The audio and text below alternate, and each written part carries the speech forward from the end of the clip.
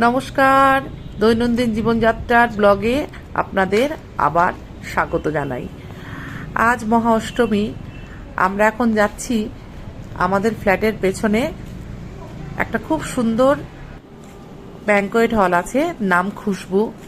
ওখানে আমরা সন্ধি পুজোর অঞ্জলিটা দেব। আমি, চন্দ্রাদি আর চন্দ্রাদির মেয়ে তিতলি, আমরা তিনজন এখন চলে গেলাম খুশবুতে। আপনাদের সবটাই দেখাবো, আপনারা দেখুন।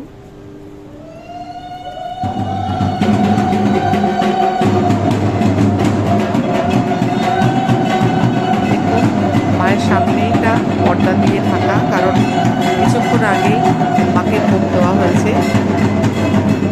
একটু পরেই পর্দাটা ওনারা খুলে দেবেন, তখন সন্ধি পুজো শুরু হবে।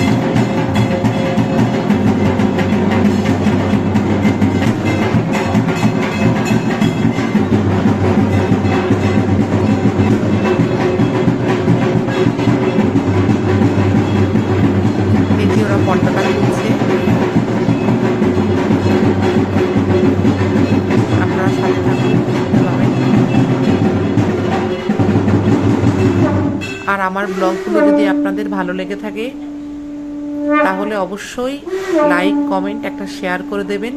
আর এখনও যারা আমার চ্যানেলটাকে সাবস্ক্রাইব করেননি, প্লিজ তারা চ্যানেলটাকে সাবস্ক্রাইব করে পাশে থাকবেন।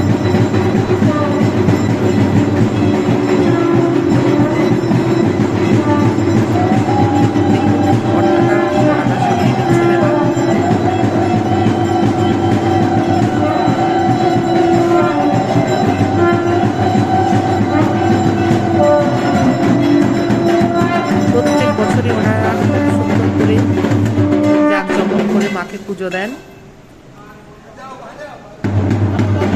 আমি এবং আমার পরিবার প্রত্যেকটি বছরই ওনাদের নিমন্ত্রিত থাকি।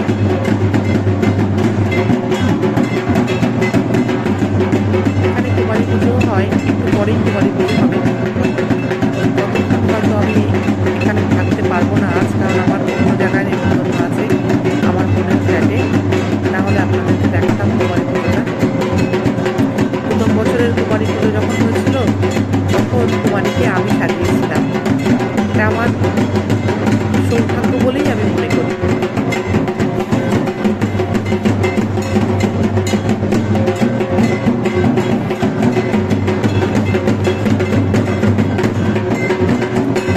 দেখুন, আপনারা সবাই মাকে দর্শন করুন।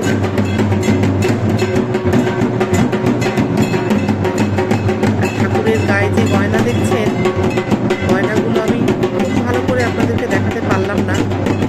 কালকে মহানবমী, কালকেই যাব, যদি পারি তাহলে সামনে থেকে ছবি তুলে আপনাদেরকে দেখাবো। সব গয়নাগুলোই সোনার পরানো হয়েছে। এই যে একটু নিজেকে নিয়ে ভিডিও করলাম, হঠাৎ ইচ্ছা হলো। এই যে সন্ধি পুজোতে আরতি করবেন, তার জন্য প্রদীপ সাজানো হয়েছে।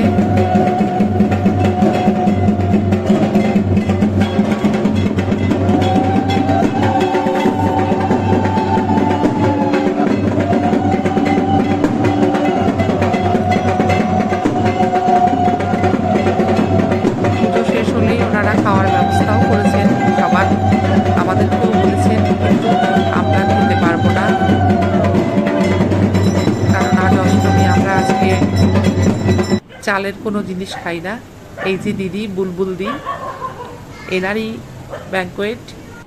উনি আমাকে খুবই স্নেহ করেন। আর এই যে আমাদেরকে প্রসাদ দিয়ে দিয়েছেন, আমরা প্রসাদ নিয়ে বাড়ি চলে যাব এবার। ভিডিওটি কেমন লাগলো সবাই জানাবেন। সাথে থাকার জন্য ধন্যবাদ।